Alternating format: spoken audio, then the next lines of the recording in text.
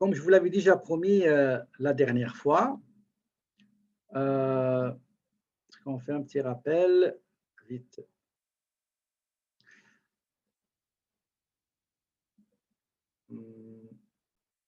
Généralement, pour déterminer le statut fiscal du contribuable,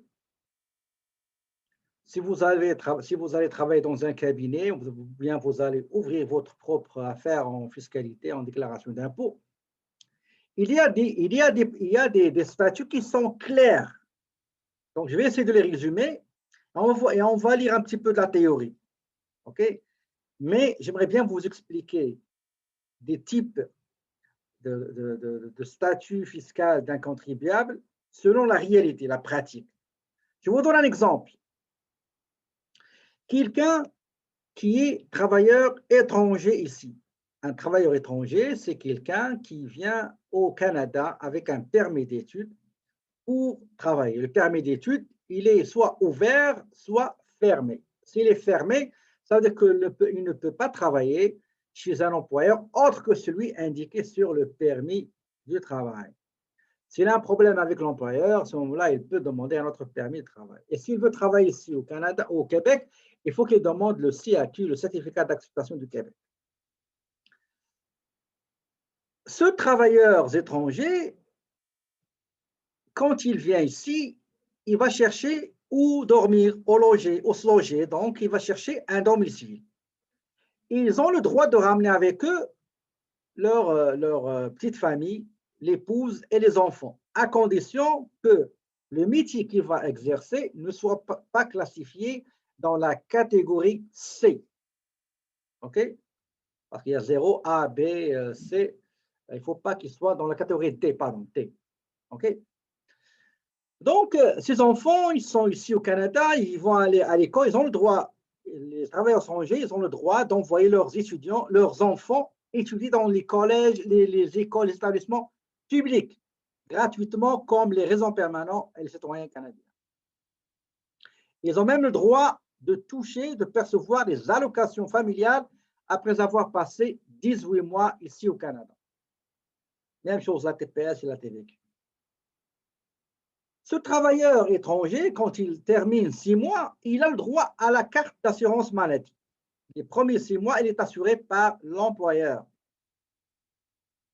Regardez cette situation. Cette personne-là qui, normalement, il est qualifié comme un étranger qui vient avec un visa VRT, visa de résident temporaire, une vignette collée sur son passeport, il a un CAQ, il a un permis de travail, il a envoyé ses enfants dans l'école, il a un compte bancaire, il a un bail, il a une voiture. Parfois même, il y en a ceux qui achètent des maisons. Cette personne-là, il a créé des liens solides, des liens forts, des liens importants, pertinents avec le Canada. Cette personne étrangère, normalement, il est réputé résident. Donc, il doit faire ses déclarations. Supposons ce travailleur particulier, il a un autre revenu qu'il perçoit de l'étranger, ce qu'on appelle les revenus mondiaux. Ben, ce monsieur, cette madame-là, ils sont obligés de faire leur déclaration des revenus, soit gagnés au Canada ou bien à l'extérieur du Canada. Vous allez me dire, non, il n'est pas obligé. Oui, il n'est pas obligé, mais s'il ne fait pas les déclarations d'impôts, tout d'abord, il aura un problème s'il veut demander les allocations familiales, il ne va pas recevoir les TPS, ni TVQ, etc., etc. Donc, toujours, il aura ce problème-là. Donc, ça, c'est un cas. On va regarder un autre cas. Un étudiant étranger qui est venu ici pour étudier au Québec. Il est venu avec un passeport. À l'intérieur, il y a une vignette qu'on appelle VRT, visa de résident temporaire, avec un CAQ, certificat d'acceptation du Québec, que le Québec il exige selon la loi sur l'immigration et la protection des réfugiés et le règlement sur l'immigration et la protection des réfugiés. Et il vient ici pour étudier, par exemple, au Cégep Bois-de-Boulogne, à l'Université l'UQAM, McGill, l'Université Laval à la ville de Québec, l'université de Sherbrooke, etc. Lui ici, il peut ramener sa femme et ses enfants. Ou bien elle, qui est étudiante, elle peut ramener son époux et ses enfants. Et ils vont trouver où se loger, ils vont envoyer les enfants à l'école. Donc, cette famille-là, il est réputée résidente parce qu'ils ont noué, ils ont créé des liens pertinents, des liens forts, des liens importants avec le Canada. Donc, ils vont faire la déclaration. Ils sont réputés comme des résidents. Un autre exemple, un immigrant qui est venu ici au Canada, par exemple, soi-disant, à travers le programme ARIMA, donc le programme, la plateforme ARIMA, dans le programme PRTQ, qui est le programme régulier, programme des travailleurs, programme régulier des travailleurs qualifiés. Ben, il a reçu son CSQ, le certificat de sélection du Québec. Après, il a demandé la résidence permanente auprès de Fédéral Canada. Il a reçu la confirmation de résidence IMM 1000, je crois 1000, quelque chose comme ça. Et après, il a pris l'avion, il est venu ici. Donc, il a cherché où se loger, et après, il a acheté une auto, il a ouvert un compte bancaire. Donc, ce monsieur-là ou cette madame-là, ils sont réputés résidents permanents. OK, donc, ils vont faire leur déclaration. Sinon, ben, ils ne vont rien toucher comme allocation. Même s'il veut aller demander la bourse, il n'aura pas la bourse tant qu'il n'a pas fait déclaration d'impôt. Autre exemple.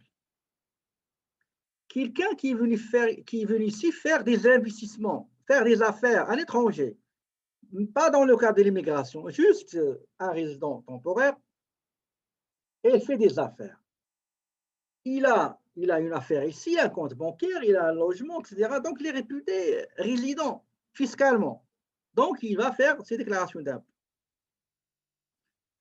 Est-ce que vous avez compris les liens de résidence les plus importants et ce qu'on appelle les liens Revenu Canada, il appelle ça les liens de résidence importants ou bien pertinents dans d'autres documents fiscaux. Donc, le lien, il y a beaucoup. Il y a l'immeuble, il y a la maison, il y a le loyer, il y a l'auto, il y a compte bancaire, les placements, les actions, les enfants, personnes à charge, etc. Est-ce que vous avez compris s'il y a là, s'il vous plaît? Si vous avez compris, donc, faites-moi signe, c'est OK, et je peux passer à autre chose. Excellent, très bien. Maintenant, je vais vous parler d'un autre étude de cas. Pardon, d'un autre cas, OK? Parce que je viens juste de terminer avec un groupe étude de cas, donc, donc je vais vous donner un autre cas. Ce résident permanent qui a eu son CSQ, qui a eu sa confirmation de résidence, il a reçu sa carte de résidence, et après 3-4 mois, il est parti à l'étranger pour travailler. Il est parti à l'étranger pour travailler. Pas pour une compagnie canadienne, mais pour une autre entreprise. Il a laissé sa femme et ses enfants. Moi, je ne veux pas des cas qu'on reçoit dans le bureau, dans les périodes des déclarations d'impôts. Et c'est la réalité. Okay? Ce monsieur-là, à votre avis, est-ce qu'il doit faire déclaration d'impôt en étant comme résident ou bien non résident? Il est parti. Donc, il a passé à peu près 3-4 ans à l'étranger. Il a laissé sa femme, ses enfants, sa maison, etc.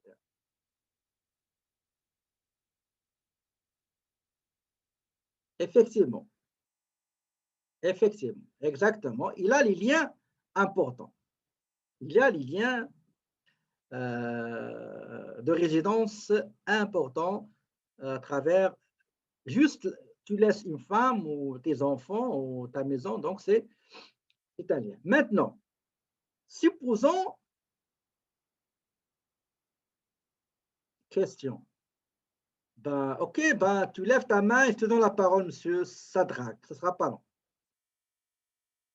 Je reprends l'exemple que je prenais tout à l'heure.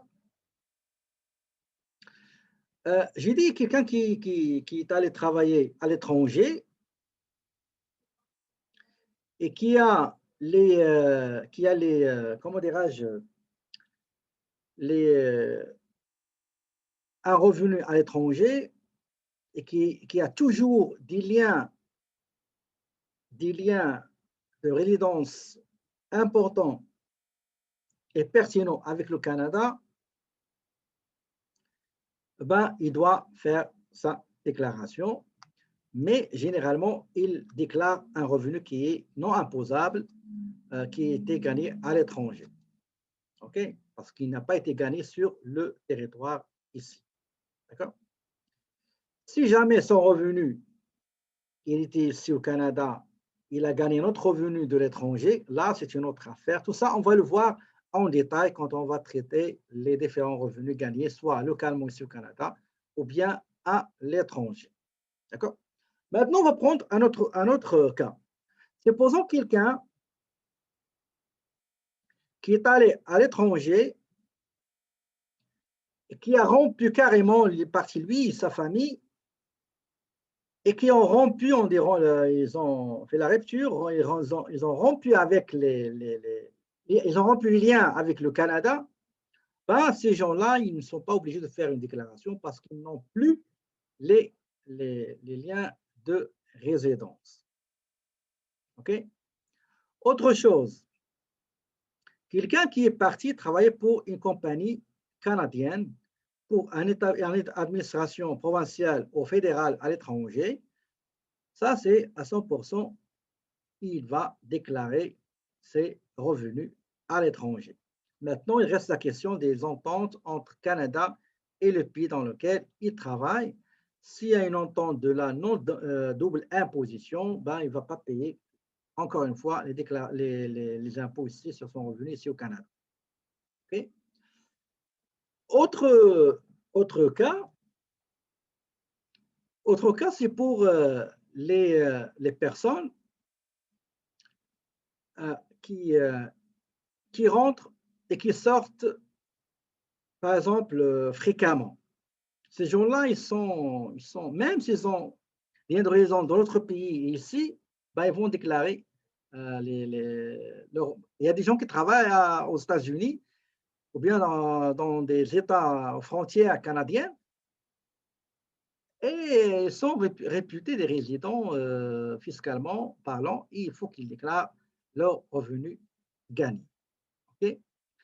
Donc, toutes ces déclarations d'impôts, les types et les procédures, comment on les fait, tout ça, on va le voir prochainement quand on va arriver à la partie pratico-pratique, comment on remplit les déclarations d'impôts pour les revenus d'emploi, les autres revenus, les travailleurs autonomes, les étudiants, etc., etc. Tout ça, on va le voir après. OK? Est-ce qu'il y a des questions, s'il vous plaît? Maintenant, c'est jamais quelqu'un qui est venu ici juste pour 1 mois, 2 mois, 3 mois, donc lui, il n'est pas obligé de faire une déclaration parce que ce n'est pas réputé résident, il n'a pas de lien, c'est juste un visiteur, donc il n'a pas de lien. Hein. Quelqu'un, par exemple, qui a dépassé 6 mois hors Canada, il y a certaines conditions dans lesquelles il doit faire une déclaration, d'autres non. Mais en résumé, la seule instance qui va déterminer exactement le statut fiscal d'un contribuable, c'est Agence Revenu Canada et non pas d'autres. Je répète encore une autre fois. Quand on reçoit des cas où on ne sait pas est-ce que c'est résident ou non résident, on lui fournit le formulaire adéquat, cohérent pour le remplir et l'envoyer à l'Agence Revenu Canada. On va le voir à l'Agence Canada pour demander c'est quoi son statut. Il y a un formulaire pour les gens qui partent du Canada, il y a des gens qui arrivent au Canada. Attendez, je vais vous chercher ces deux documents, ça ne sera pas long. Ça ne sera pas long.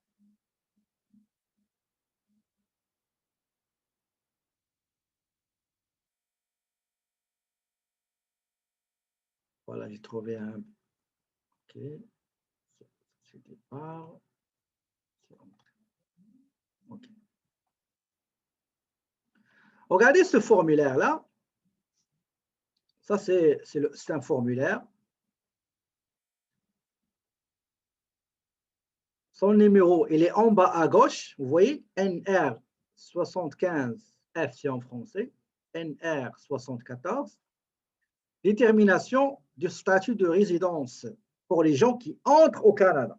Quelqu'un qui entre au Canada, il a demandé son statut chez des cabinets, mais chacun lui raconte sa salade. Okay? Donc, qu'est-ce qu'il faut faire? Il faut remplir ce formulaire et l'envoyer à l'Agence de Revenus Canada. C'est la meilleure chose qu'il faut faire. Vous avez identification, numéro d'assurance sociale. Ici, c'est pour les gens qui entrent au Canada. Okay? Durée de séjour au Canada, vous avez renseignements généraux ici. Est-ce qu'il vit habituellement dans un autre pays, etc. Donc, il y a pas mal de situations, séjour à l'extérieur, statut de résident antérieur, déclaration de résidence, lien de résidence. Il y a beaucoup de choses à sélectionner. Raison du séjour au Canada, lien de résident dans un autre pays. Tout ça, on ne peut pas le voir, c'est juste titre informatif. Je vais vous déposer ce formulaire avec un autre sur l'IA pour l'avoir. Si jamais vous recevez un client qui, vous ne savez pas c'est quoi son statut, ben, il faut qu'il le remplisse. Okay? Ça, c'est départ Canada. L'autre qu'on a vu tout à l'heure, c'était arriver au Canada. Maintenant, c'est départ au Canada, c'est le formulaire 60. Attendez, ça sera pas long.